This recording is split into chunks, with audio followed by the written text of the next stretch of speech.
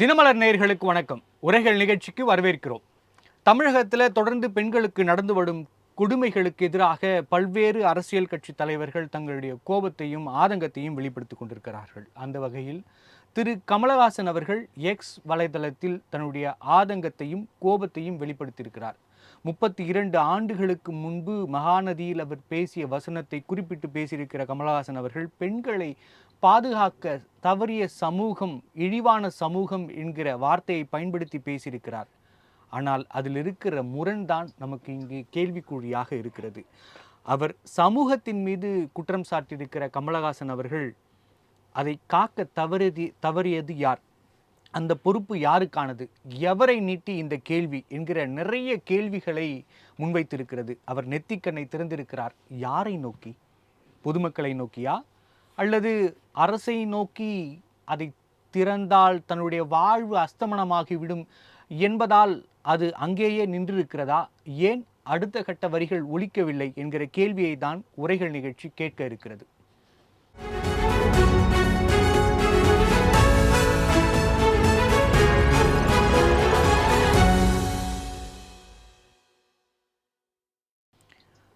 கமல் கக்கிய கனல், நெற்றிக்கண் திறப்பினும் அடுத்த வரி ஒலிக்குமா என்பது குறித்து விவாதிக்க நம்மோடு இணைந்திருக்கும் விருந்தினர்கள்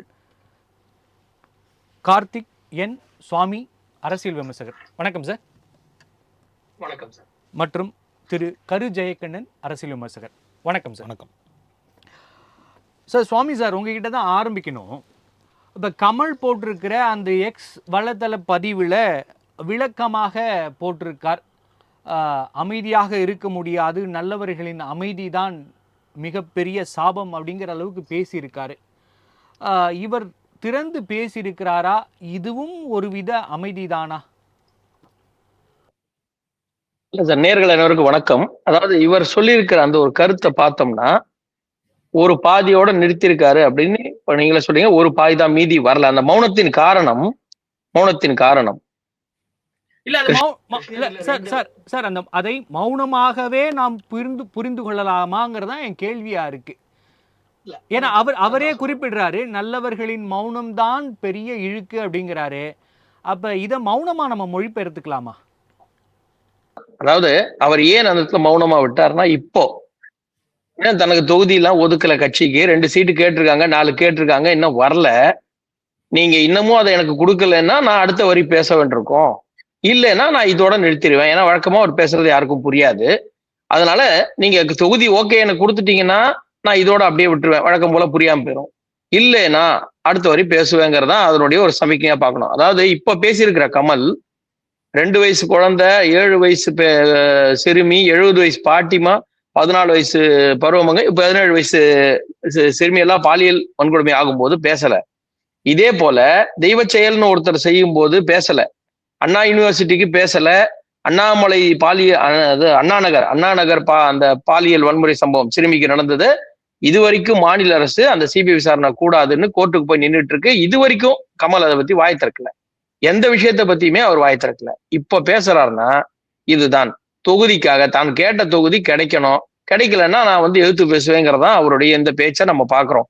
ஏன்னா இது வரைக்கும் இன்னைக்கு கூட திமுகவை சார்ந்த திரு ராஜீவ்காந்தி அவர்கள் மேல பல பேர் குற்றச்சாட்டு வைத்த நேரத்துல ஒரு மாணவர் அணியில இருந்தவரை தூக்கி கொள்கை பரப்பு துணை அந்த ஒரு பதவியை கொடுத்து அவங்க வச்சிருக்கிறாங்க. கொள்கை பரப்பு இணை செயலாளராக கொடுத்திருக்காங்கன்னா இந்த அரசுக்கு பெண்கள் மேல உள்ள அக்கறை இல்லை, அந்த பாலியல் சம்பவங்கள் மீது எந்த ஒரு துளியும் அக்கறை இல்லைன்னு தான் பாக்குறோம். இந்த நேரத்துல கூட்டணியா இருக்கிற யாருமே பேசாம திரும்ப அவர்கள் எப்படி வேங்க வயலுக்கு மௌனம் காத்தாரோ, எப்படி அவர் மேல்பாதிக்கு மௌனம் காக்கிறாரோ, அதே மாதிரிதான் இவரும் இன்று பேசி இருக்கிறார்னா அதனுடைய ஒரே இதுவா நம்ம பாக்குறது தொகுதிக்காக தான். எனக்கு கொடுக்குறியா இல்லையா, இதுதான் அவருடைய பார்வை. இது அவருடைய கருத்தின் ஒரு விளக்கமாக நம்ம பார்க்குறோம் சார். கண்டிப்பா சார். ஜெயக்கண்ணன் சார், கமல் பேசியிருக்கிறார், அதில் உண்மை இருக்கிறது. ஆனால் அவர் எதற்காக பேசியிருக்கிறார்னு ஒரு கேள்வி இருக்கு. நிதிக்காகவா, நீதிக்காகவா அப்படின்னு. நிதிக்காகன்னா எந்த நிதின்னு ஒன்று இருக்கு. கட்சி நிதிக்காகவா, தேர்தல் நிதிக்காகவா, உதயநிதிக்காகவான்னு இருக்கு. நீதிக்காகவன்னா தன்னுடைய கட்சியின் நீதிக்காகவா, மக்களின் நீதிக்காகவா, சமூக நீதிக்காகவா, தமிழகத்தின் நீதிக்காகவா, இல்லை வேறு எதுக்காகவா? இந்த குரல் எதற்காக? அதாவது திரைப்பட நடிகர், திரைப்படத்துறையை சார்ந்தவர் என்ற அந்த வட்டத்தை எல்லாம் தாண்டி கமல் அவர்கள் சமூக சிந்தனை உள்ள ஒரு, அதாவது எந்த முற்போக்காளராக கருதப்படுபவர். இந்த சூழலில் அவர் திரைப்படங்களில் கூட உங்களுக்கு நேரடியாக தெரியும், அதிகமான உங்களுக்கு வந்து அதுக்கான அந்த பொருளாதாரம் கருதியோ அல்லது அந்த திரைப்படங்கள் வருகின்ற வருமானம் கருதியோ இல்லாமல் சமூக சிந்தனை உள்ள ரொம்ப ரொம்ப சுவாமி சார் ரொம்ப கிளியரா கேட்டாரு. இந்த சமூக பொறுப்பு ஏன் இவ்வளவு நாளா அமைதியிலேயே அவருக்கு தான் திடீர்னு வந்துடுச்சு. இல்ல, சமூக சிந்தனை உள்ள கருத்துக்களை அவர் பேசுவதில் எப்பொழுதும் தயங்கியதே கிடையாது. ஆரம்ப காலங்களில் அவர் திரைப்படங்களில் இன்னும் சொல்லப்போனால் நிறைய வந்து எதிர்காலத்தில் நடைபெறக்கூடிய சொல்லி முடிச்சுக்கலாமா, நிறைய சம்பவங்களை முன்கூட்டியே யூகித்து ஒரு சமூக விஞ்ஞானியாக தன்னுடைய திரைப்படங்களில் அதை காட்டக்கூடிய வல்லமை உடையவர் என்பது உண்மை. அந்த அடிப்படையில் பார்க்கின்ற போது இந்த செய்தியில் தேவையற்ற முறையில் அவரது கூட்டணி தொடர்பாகவும் அரசியல் தொடர்பாகவும் கூட்டணி தொகுதிகள் வாங்குவதற்காக பேசுகிறார் என்று சொல்லுவதுதான் தவறு. அவருக்கான பதில சொல்றேன். அனைவருக்குமே அரசியல் ரீதியான ஒரு புரிதல் உண்டு. எனக்கு ஒரு இயக்கத்தின் மீது பற்று உண்டு, உங்களுக்கு ஒரு இயக்கத்தின் மீது பற்று உண்டு. ஆனாலும் கூட சமூக ரீதியாக நடைபெறக்கூடிய குற்றங்கள் அனைத்தையுமே அரசு ரீதியான குற்றச்சாட்டுகளாக காட்டிவிட முடியாது. ஜெயகணன் சார், நான் என்னோட கேள்வி ஒன்று வைக்கிறேன். இருவருமே கலைத்துறையை சேர்ந்தவர்கள், நீங்க இருவருமே சட்டத்துறையில் இருந்தால் கூட நான் புரிதலுக்காக கேட்குறேன். கலைத்துறையில் இருந்ததால் அவர் பேசினது உங்களுக்கு புரியும்னு நினைக்கிறேன். அப்போ அவர் போட்டிருக்கிற அந்த பதிவின் சாராம்சம் என்ன? யாரை குற்றம் சாட்டுகிறார்? இதில் யார் வெக்கி தலைகுனிய வேண்டும்? சமூகம் மட்டும்தானா? இல்லை, ஒட்டுமொத்தமாக நான் சொல்கிறேன், சமுதாயமும் நம்ம என்ன எல்லா சம்பவங்களுக்கு என்ன நினச்சிடறோம்னா, ஒரு சமூகத்தில் குற்றம் நிகழும்போது அதை அரசு கட்டுப்படுத்த தவறிவிட்டது, காவல்துறை கட்டுப்படுத்த தவறிவிட்டது, அந்த வட்டாரத்தில் உள்ள மக்கள் கட்டுப்படுத்த தவறிவிட்டார்கள், அந்த குற்றம் சாட்ட நபர்கள் மீது அதற்கு துணையாக உள்ள நபர்கள் சொல்லி முடிச்சிடறேன் உங்களுக்கு. இல்லை, ஒரு நிகழ்வை நீங்கள் அதாவது துன்பியல் நிகழ்வு ஒன்று நடந்துருதுன்னா எல்லாருமே நம்ம என்ன பார்க்குறோம்னா, இதுக்கு ஏன் காவல்துறை வந்து நடவடிக்கை எடுக்கல, அரசு நடவடிக்கை எடுக்கல. நான் என்ன சொல்கிறேன், ஒவ்வொரு சம்பவத்திலும் ஒரு கண்ணிகள் உண்டு. நான் என்ன சொல்கிறேன், இந்த சமூகத்தில் மாற்றங்கள் அவரவர் மனதளவில் மாற வேண்டும் என்பதற்கான காரணங்களை தவிர நம்ம எல்லா ஒட்டுமொத்தமாக வந்து ஒரு நடக்கின்ற குற்றங்கள் அனைத்திற்குமே அரசு தான் பொறுப்பு. கமல் இதை சொல்லிட்டார். கமல் அவருடைய கருத்தை வெளிப்படையாக சொல்லுகின்ற போது அவர் ஏன் அதை ஒரு வரியை விட்டுட்டாரு? அவர் வந்து அதுக்கு வந்து தொகுதி உடன்பாட்டுக்காக போறாரா? இல்ல, ஒரு வரி கூட சேர்க்கலங்கிறதா இல்ல. நீங்க நன்றா தெளிவா ஒரு செய்தியை புரிஞ்சுக்கணும். அவர் வந்து கண்டனம் தெரிவிக்கலன்னா என்ன சொல்லியிருப்பாங்க தெரியுங்களா? இது கண்டனமா சார்? கண்டனம் தானே. ஓ, சரிங்க சார், கண்டனம் தானே. சரி, நடந்த நிகழ்விற்கு யாரை கண்டித்திருக்கிறார்? நான் சொல்றேன், நடந்த நிகழ்வு இது மாதிரிலாம் சமூகத்தில் நடக்கிறது நான் புரிஞ்சுக்கிறேன். யாரை கண்டித்திருக்காருன்னு சொன்னா நம்ம அடுத்த கட்ட ஒரே ஒரு செய்தியை நான் சொல்லி முடிச்சிடறேன். இந்த சமூகத்தில் நிகழ்கின்ற அத்தனை தவறுகளும் நம்ம அனைவருமே தான் பொறுப்பு. சமூக ரீதியாக நடைபெறக்கூடிய குற்றங்களுக்கு, குறிப்பாக பாலியல் ரீதியாக பெண்களுக்கு எதிராக நடைபெற குற்றங்களில் ஒவ்வொரு மனிதனும் கொதித்தெழுகின்ற போது அந்த இடத்துல இதை நாம் என்ன வந்து அவருக்கு அந்த மாறுதலாக அந்த பாதிக்கப்பட்ட பெண்ணுக்கு துணையாக நாம் நிற்கின்ற பொழுது எதிரிகள் மீது நடவடிக்கை எடுக்க வேண்டும் என்ற எண்ணத்தில் யாருக்கும் மாறுபாடு கிடையாது. அந்த அடிப்படையில் கமல் அவர்களுடைய கருத்தை கொச்சைப்படுத்துவது தவறானது. கண்டிப்பாக சார். இப்போ நடக்கிற அசம்பாவிதங்களுக்கு, தவறுகளுக்கு எல்லாருமே தான் பொறுப்பு. இதில் எக்ஸ்ட்ரா பொறுப்பு தமிழக அரசுக்கோ, அரசியல் கட்சிக்கோ, காவல்துறைக்கோ, மற்றவர்களுக்கோ எந்த பொறுப்பும் கிடையாது. நல்லது நடந்தா மட்டும் நம்ம திராவிட மாடல்னு கிளைம் பண்ணிப்போம். ஏதேனும் தவறு நடந்தால் அதற்கு சமூகம் தான் பொறுப்பு, சமூகம் தான் தலைகுனிய வேண்டும், சமூகம் தான் பொறுப்பேற்க வேண்டும். அப்படித்தானே? அதாவது இது ரொம்ப நல்லா இருக்கே சார். திரைப்பட படங்கள் வராத அளவுக்கு ட்விஸ்டா இருக்கே சார். ஒரு நிகழ்வு நடந்துருதுன்னு வைங்களேன், அது தொடர்பான புகார் வழங்கப்படுகிறது. அந்த புகாரின் மீது நடவடிக்கை எடுக்கின்ற பொழுதுதான் அரசினுடைய கைகள் அந்த இடத்துக்கு வருது. அந்த இடத்துல காவல்துறை நடவடிக்கை எடுக்கலன்னா நீங்கள் கேட்கலாம், அரசு பாராமுகமாக இருந்தால் கேட்கலாம். சம்பந்தப்பட்ட நபர்கள் மீது சட்டப்படியான நடவடிக்கைகள் எடுக்கும்போது அதற்கான படிநிலைகளும் உண்டு. அதில் வந்து யாரும் போய் யாரையும் குறை சொல்லிட முடியாது. சட்டத்தில் ஆழ்ந்த கால் பட்டவர் நீங்கள். சட்டம் என்பது தவறு செய்தவர்களை தண்டிப்பதற்காகவா அல்லது சமூகத்தில் தவறுகள் நிகழாமல் இருப்பதற்காகவா? காவல்துறை எதற்காக, அரசு எதற்காக, அரசாங்கம் எதற்காகங்கிறத மறந்துட்டு நடந்துடுச்சு எஃப்ஐஆர் போறதுக்கு எதுக்கு சார் முதலமைச்சர்? ஒரு செய்தி முடிச்சிடறேன். எதுக்கு சார் ஒரு இன்வெஸ்டிகேஷன் ஆபீசர் போதுமே சார். இது இந்த பொறுப்போடு பேசுவதுதான் கமலஹாசன் குறிப்பிட்டிருக்காரு நினைக்கிறேன் ஒரு செய்தி. ஆனா அதுல அவருக்கு ஏதோ தயக்கம் இருக்கிறது நான் புரிஞ்சுக்கிறேன். ஜெயக்கண்ணனுக்கு எந்த தயக்கமும் இல்லை. ஒரு பெண்களுக்கு எதிரான குற்றங்கள் நடைபெறுகின்ற போது, இப்போ உங்களுக்கு ஒரு கலவரம் நடைபெறுகிறது, ஒரு குற்றத்தை நிகழப்போகிறது, இதையெல்லாம் தடுப்பது காவல்துறைக்கு எளிது. ஒரு பெண்களுக்கு எதிரான வன்முறைகள் நடைபெறுகின்ற போது அது எந்த தளத்தில் நடைபெறுகிறது, யாருக்கு நடைபெறுகிறது, இதையெல்லாம் முன்கூட்டியே பல்வேறு சட்டங்கள் இருக்கிறது.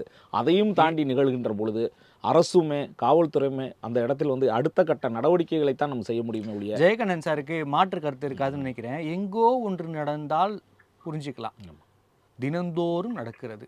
அதுதான் தமிழகத்தில் வாடிக்கையாகவே இருக்கிறது. அப்போ அடிப்படையிலே எங்கோ தவறு இருக்குதுங்கிறத உங்கள் மனசாட்சிக்கு புரியவே இல்லையா? அல்லது எல்லாருக்குமே நம்ம வந்து சொல்கிறேன், என்னுடைய வருத்தத்தையும் ஆரம்பத்திலே நம்ம பதிவு செஞ்சுக்கிட்டு தான் அந்த செய்தியை சொல்கிறேன். காவல்துறையினர் உட்பட நம்முடைய அனைவருமே இதற்கு வந்து இந்த மாதிரியான குற்றங்கள் நிகழாமல் இருப்பதற்கும் அடுத்து தடுப்பதற்கான முயற்சிகளும் நம்ம அனைவருக்குமான அந்த அந்த கடமையே உண்டு என்பதுதான் என்னுடைய கருத்து. கண்டிப்பாக சார். சார் சுவாமி சார், ஜெயக்கண்ணன் ஒரு முக்கியமான விஷயத்த சொல்கிறார். ஒரு புகார் வருகிறது அல்லது ஒரு அசம்பாவிதம் நிகழ்கிறது அப்படின்னா அரசு எந்த அளவுக்கு ரியாக்ட் பண்ணுறாங்கன்னு மட்டும்தானே பார்க்கணும். ஒன்றா போயிட்டு சரி பண்ண முடியுமா? அதே மாதிரி கமலஹாசன் அவர்களோட இந்த பதிவு என்பது அவரோட தார்மீக உரிமையும் அவருடைய கோபத்தையும் காமிக்கிறது. இதில் எங்கே சார் அரசியல் வந்துச்சு அப்படின்னு ஒரு கேள்வி கேட்குறாரு. அவர் கோபம் இல்ல கரெக்ட் தான். ஒரே ஒரு கேள்விக்கு பதில் சொல்லுவார்னு நினைக்கிறேன். நான் அதை கேட்டுக்கிறேன். அதாவது இது விபத்து அல்ல, அதிகார மமதையால் நடக்கும் கொலை. இதற்கு காரணமானவர்கள் மீது கடுமையான நடவடிக்கை எடுக்க வேண்டும், இந்த பேனர் கலாச்சாரத்தை ஒழிக்க வேண்டும் சொல்லிட்டு, ஏங்க கொஞ்சமாவது அறிவு வேண்டாமா? அதிகாரிகளின் அலட்சியமே இதற்கு காரணம். இது போல சட்டவிரோத பேனர் வைப்பவர்கள் மீது கொலை வழக்கு பதிவு செய்ய வேண்டும். ஒரு பேனர் விழுந்து ஒரு மாணவி மரணம் அடைந்தார். இதற்கு அரசாங்கத்தை, அதிகாரிய, இது அதிகார மமதை என்னெல்லாம் பேச முடியுமோ பேசினார் கமல். ஆனால் அதுவே அவர் அடுத்தது திமுகவோட மேடைகள்ல பேனர் கட்டும் போது அதே இதுல போய் கை கோர்த்து கூட நிக்கிறாரு. அன்னைக்கு இப்ப நீ சார் சொன்னதுக்காக சொல்றேன், இந்த இதுக்கும் அதுக்கு சார் சொன்னதுக்காக கார்த்திக் சார் நான் ஒரு கான்டெஸ்டுக்காக இல்ல அரசாங்கத்தை கண்டித்தார். எதற்கு? அதிகார மமதை எல்லாம் சொன்னாரு. ஒரு பேனர் அந்த பகுதியில உள்ள ஒருத்தர் கட்டினதுக்கு அது விழுன்னு தெரிஞ்சு முதலமைச்சர் எடப்பாடி வந்து நடவடிக்கை எடுக்க முடியுமா? அதிகார மமதை இதெல்லாம் நீங்கள் மோசம் இல்ல இல்ல இல்ல இல்ல இதோட இது அந்த விஷயத்துல அது தவிர்த்திருக்க வேண்டிய விஷயம். அங்க இருக்க அதிகாரிகள் பார்த்துருந்தா தவிர்த்திருக்க முடியும். ஆனா ஒரு பெண் குழந்தைகளுக்கு இது மாதிரியான வன்முறைகள் நடக்க போதுன்னு யாராலையும் யூகிக்க முடியாதுல்ல சார். அதை எப்படி நீங்க இதோட அதை கனெக்ட் பண்ணுவீங்க?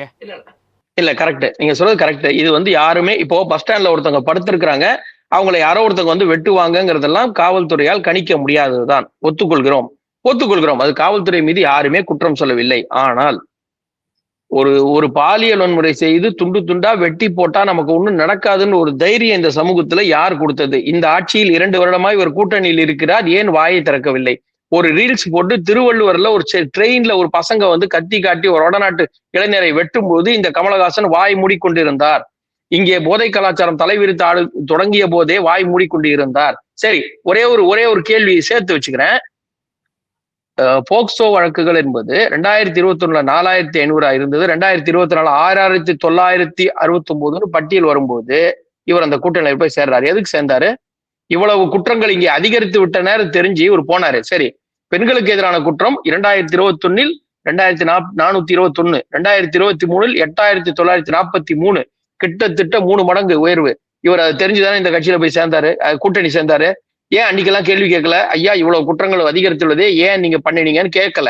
சரி, இப்ப நான் முன்னாடி சொன்ன அந்த 4-5 சம்பவம், இந்த கடந்த ஒரு 10 நாட்களில் நடந்த சம்பவம், அந்த சம்பவம் நடந்த அடுத்த நாள் வாய் திறக்கவில்லை. ஏன் திறக்கவில்லை?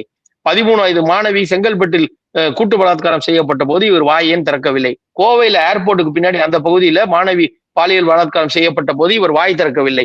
இன்று திடீரென்று வாய் திறப்பதற்காக தான் நம்ம இந்த கேள்வி கேட்கிறோம். எல்லாத்துக்குமே கேள்வி கேட்டிருந்தா நம்ம சொல்ல போறது இல்ல.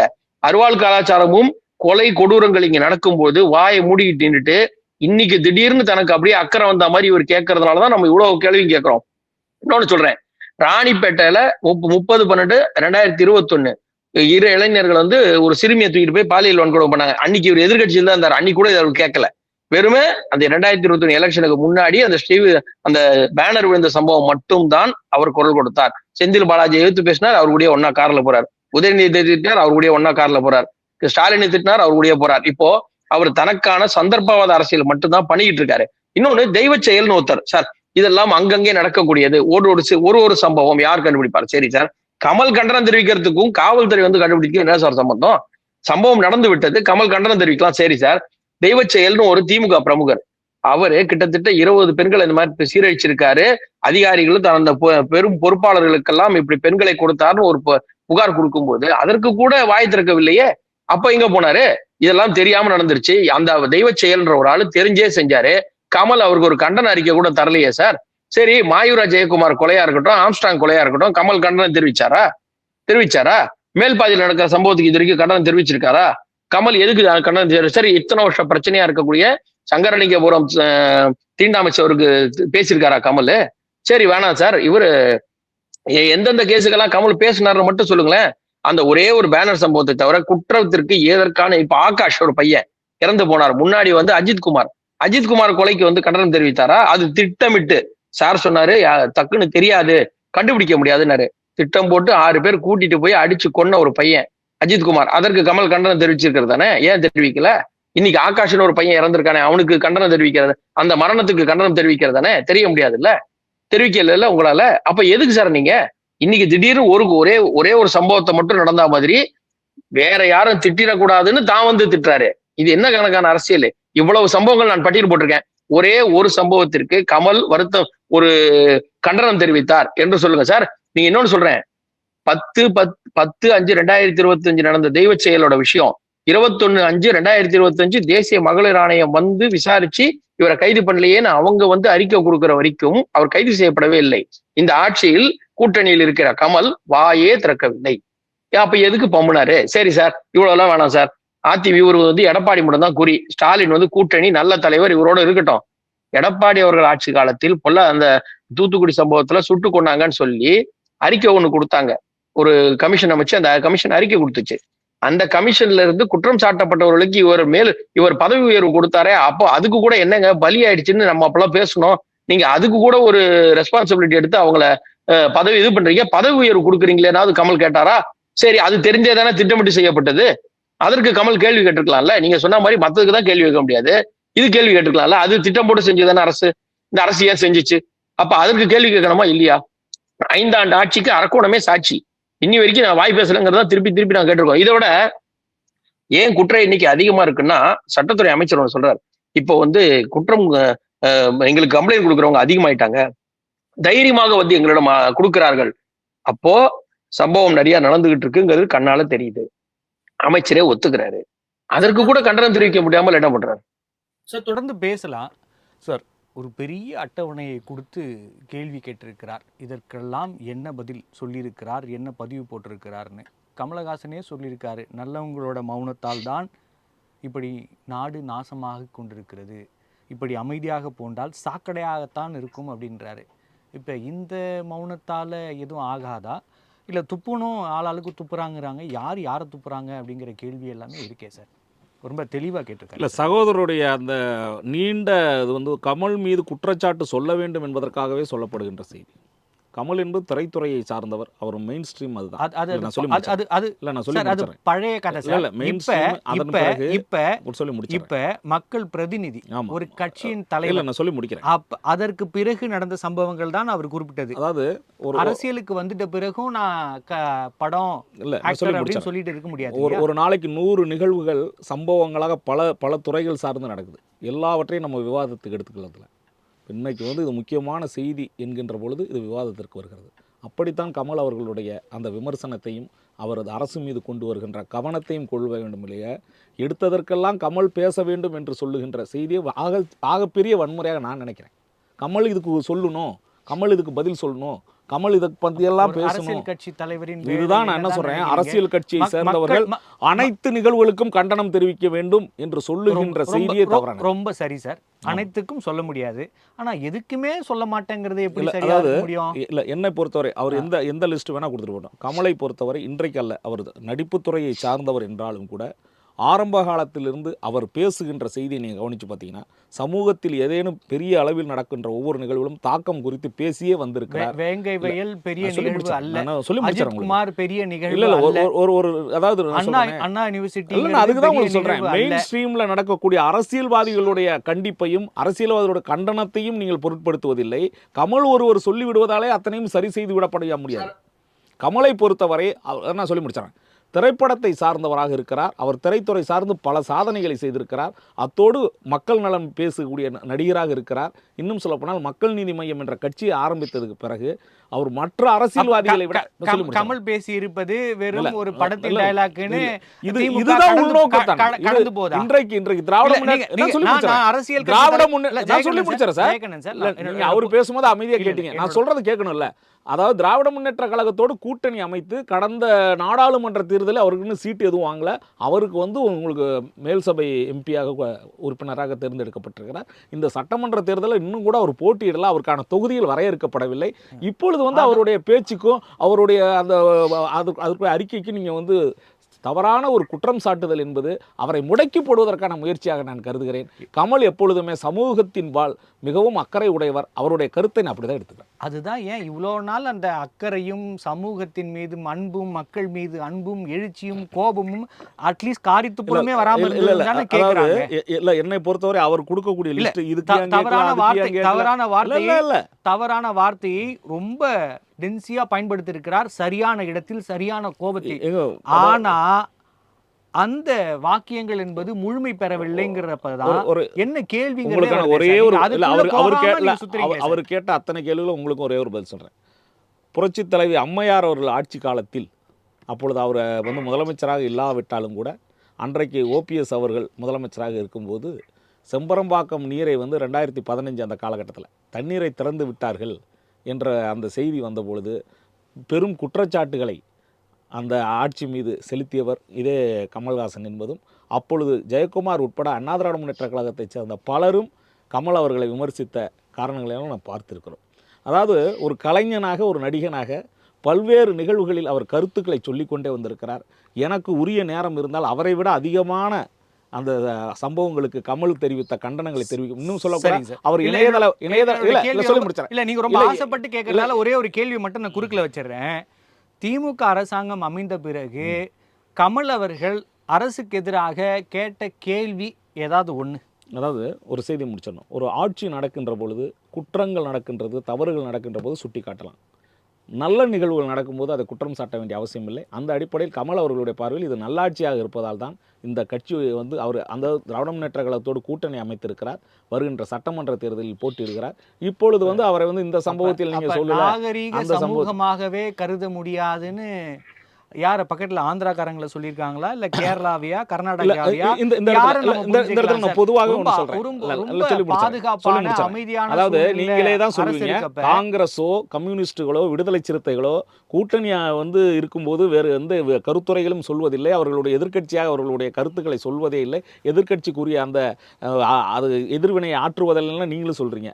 அதே கமல் போன்றவர்களாவது இது போன்று சொல்லும் பொழுது அவர் எதிர்க்கட்சிக்கான கடமையை ஆற்றுகிறார் என்றுதான் கருத வேண்டும். அதிலும் உள்நோக்கம் பார்க்க கூடாது. அப்ப ஜெயகண்ணன் சார் சொல்றாரு எதிர்க்கட்சிக்கானதுன்னா அப்ப அவரு ஆளுங்கட்சியை தான் சொல்லியிருக்காருன்னு நம்ம புரிஞ்சுக்கலாம். சார், சுவாமி சார், இப்ப கமல் அவர்கள் பயன்படுத்தி இருக்கிற வார்த்தை என்பது மிகவும் தடிமனாக இருந்தால் கூட அவர் அதில் நிறைய விஷயங்களையும் சொல்லியிருக்காரு. ஒரு சில வார்த்தைகள் நீங்க நினைச்ச மாதிரி விடுபட்டால் கூட இது ஆளும் கட்சிக்கு நிறைய சங்கடங்களை உருவாக்கும் அப்படின்னு நம்ம எதிர்பார்க்கலாமா? இல்லை இது வெறும் பட டயலாக்குன்னு கடந்து போவாங்க, தோழமை சுட்டுதல் அப்படிங்கிற வார்த்தைகளுக்குள்ள இதெல்லாம் அடங்கிடும், இந்த சலசலப்புகள் ஒன்றும் இருக்காது அப்படின்னு நம்ம புரிஞ்சுக்கலாமா? சார், இது தோழமை சுட்டு கூட இல்லை, இது சுயநல சுட்டு. இது நீங்க தோழமை சுட்டுன்னு பார்க்காதீங்க, சுயநல சுட்டாதான் சொல்றேன். இப்போ இவர் நல்ல வார்த்தைகளை பயன்படுத்தி குற்றத்தை தெளிவாக சொல்லி இருக்கிறார். ஆனால் அந்த குற்றத்தின் வீரர்கள் யாரை நோக்கி நீள்கின்றன? 5 விரலையும் மடக்கி வச்சுக்கிட்டு நான் எதிர இருக்கவங்களை கை காட்டினேன் அப்படின்னா யார் ஒத்துக்கிறது? இப்போ பேனர் விழுந்ததுக்கு ஆட்சியாளர்களின் நீங்க என்னெல்லாம் சொன்னீங்க அந்த வார்த்தைகளை இப்ப நான் படிச்சேன்.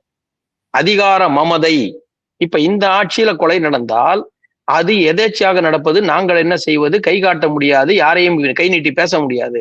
அப்போ சரி, இப்ப இன்னொருத்தர் சார் ஒண்ணு சொன்னாங்க, ஒரு கேள்வியோட கேட்கிறேன். இதுக்கு எல்லாம் நடந்த போதும் எல்லாரும் பேசுறாங்களே, கமல் பேசலான்னு ஏன் கேக்குறீங்க? அவர் முக்கியமானதுக்கு பேச. இப்ப என்ன முக்கியமானது நடந்துருச்சு? கமல் இன்னைக்கு பேசினாரு. போன வாரத்துல 5 கொலை நடந்திருக்கு, 5 பாலியல் வன்முறை. இப்ப எது நடந்ததுன்னு கமல் அதுல எது முக்கியம்னு கமல் இன்னைக்கு பேசினாரு. அப்போ அவருக்குன்னு ஒண்ணு முக்கியம் வரணும், அவருக்கு தெரிஞ்ச ஏதாவது ஒண்ணு நடக்கணும். இல்ல அவங்க தெரிஞ்சவங்க சொன்னா பேசுவாரா, இல்ல அவர் ஊர்ல நடந்தா பேசுவாரா? எதை பேசுவாரு? அப்ப எது அவருக்கு முக்கியம்னு படுவாரு? இப்போ நான் சொன்ன இந்த பட்டியல்ல இத்தனை வருஷமா நடந்த எல்லாத்தையும் சொல்லிட்டேன். திடீர்னு இன்னைக்கு கமல் பேசுற அளவுக்கு நடந்த சம்பவத்தை சார் சொன்னாருன்னா அந்த சம்பவத்தை பத்தி நம்ம விவரமா சொல்லலாம். ஏன்னா அவர் முக்கியமானதுக்கு தான் பேசுவார். முக்கியமானதுக்கு பேசுறதுக்கு ராஜ்யசபா தேவையில்லை சார். அங்க முக்கியமானது பேசுறதுக்கு ராஜ்யசபா எம்பி அனுப்புனாங்க. தமிழ்நாட்டினுடைய எல்லா நலனையும் பேசதான் அனுப்புனாங்க. கொலை நடந்தாலும் பேசணும், கொலை நடந்தாலும் பேசணும். சரி சார், போலீஸ்ல தான் சார் லா அண்ட் ஆர்டர்னு ஒருத்தங்க இருப்பாங்க, கிரைம் பிரான்ச்னு இருப்பாங்க, தனித்தனியா இருப்பாங்க. கேட்கிற அரசியல்வாதியில கூடவா இது நடந்தாதான் கேட்பேன், அது நடந்தாதான் கேட்பேன் பாரு. சரி, அவர் திரைத்துறையில் பல சாதனை படுத்தாரு. அப்ப நடிகராவே இருக்க சொல்லுங்க, எதுக்கு வந்தாரு? இது மக்கள் நீதி மையம்னு ஒரு அரசியல் கட்சி துவங்கிய உடனே அரசியல்வாதியாக ஆகிவிட்டார்.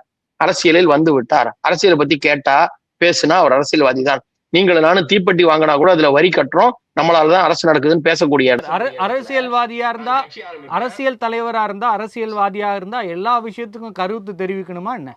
அப்படி எதுவும் சட்டம் இருக்கா? அப்படின்னு ஜெயக்கண்ணன் சார் கேட்கிறார்.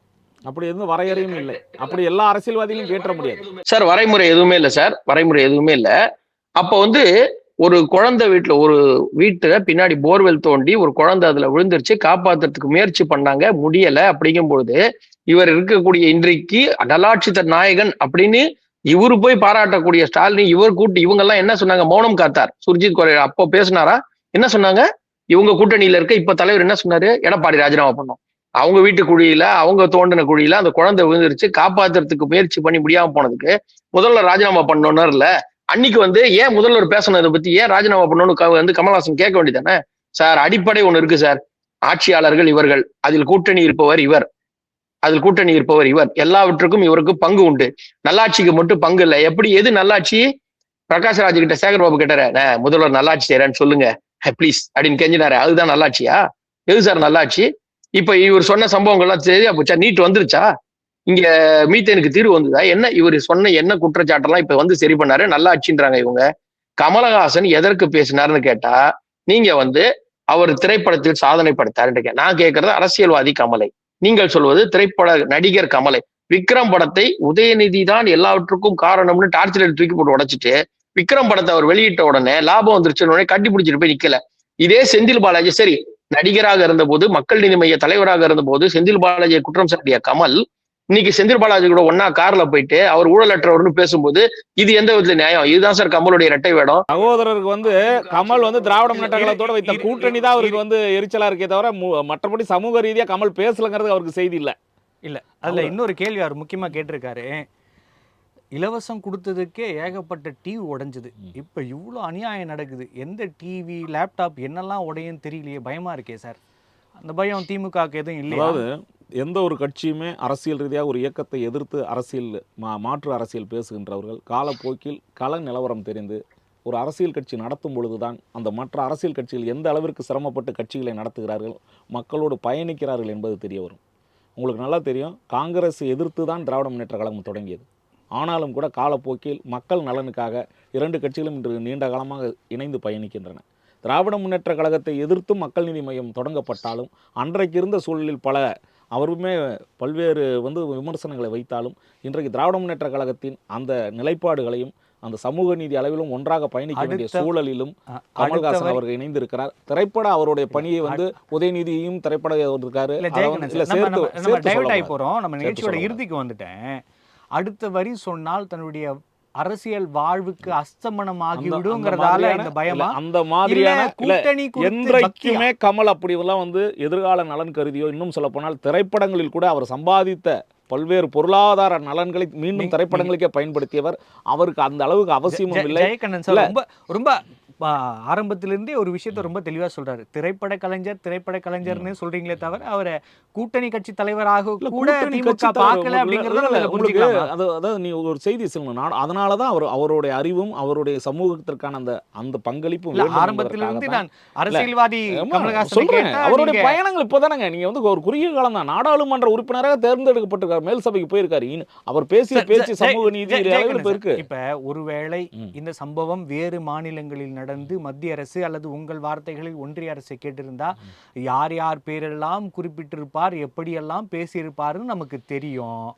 ஆனா இங்கு வரும்பொழுது மட்டும் எல்லாத்தையும் மக்கள் சமூகம் அங்கிற போர்வைக்குள்ள அரசை காப்பாத்த முற்படுறாரா? இல்ல இது இது அப்பட்டமாக தெரிகிறது அல்லவா? உண்மையாக இன்னைக்கு அவர் போட்ட ட்விட்டுக்கு எக்ஸ் தளபதி பதிவிற்கு இன்றைக்கு பெண்களின் நடம் குறித்து பேசப்பட்டிருக்க வேண்டும். ஆனா அவரோட பேச்சே, அவரோட எழுத்தே அவர் வெறும் அரசியல் பதிவுதான் அப்படிங்கிற எல்லைக்குள்ள போய் நிறுத்தியிருக்கு. ஏன் இந்த துணிவு வரவில்லை? அடுத்த வரி சரி இதெல்லாம் நடந்துடுச்சு, சரி பண்ணணும் அப்படிங்கிற வார்த்தையாவது வருமா? யார் சரி பண்ணணும், யார் தடுத்திருக்கணுங்கிற வார்த்தையாவது வந்திருக்கணும் இல்லையா? ஏன் வரவில்லை? அதாவது உங்களுக்கு அதிகாரப்பூர்வமாக பேசுகின்ற கருத்துக்களும் ஒருவேளை முதலமைச்சரோடு அவர் தனிப்பட்ட முறையில் பேசுகின்ற போது இது தொடர்பாக விமர்சித்திருக்கலாம், விவாதம் செய்திருக்கலாம். ஒரு ஒரு ஒரு சம்பவத்தை தொடர்பாக மக்கள் விழிப்புணர்வுக்காக ஒரு எக்ஸ்தல பதிவு வருகிறது என்றால் அந்த எக்ஸ்தல பதிவை மட்டும் வைத்துக்கொண்டு அந்த அரசியல் ரீதியான தலைவரை அவரை இந்த அளவிற்கு அதற்கு இல்ல, நான் கூட சொல்லி முடிச்சேன். தைரியம் இல்லாத ஆளு நம்ம புரிஞ்சுக்கலாம். அப்படிலாம் அதுதான் இல்ல, தவறுங்க. நீங்க சொல்றது அதுதான் அதான் தவறு. அர்த்தம் ஆகுது சார். அதான் நீங்க சொல்றது அதான் அர்த்தம் அதுதான் ஆகுது. தவறு. ஒரு மக்களுக்காக பேசுகிற பிரதிநிதி, அதிகாரப்பூர்வ பிரதிநிதி தன்னுடைய மக்களுக்காக பொதுவெளியில் பேசக்கூட தயங்குகிறாருன்னா அப்புறம் என்ன இல்ல, மக்களுக்காக இது நன்மை இது செய்து போன்ற விடுவார்? குற்றச்சாட்டுகள் தான் மக்களுக்காக போராட வருகின்ற தலைவர்களை முடக்குகின்ற செயல் என்று நான் கருதுகிறேன்.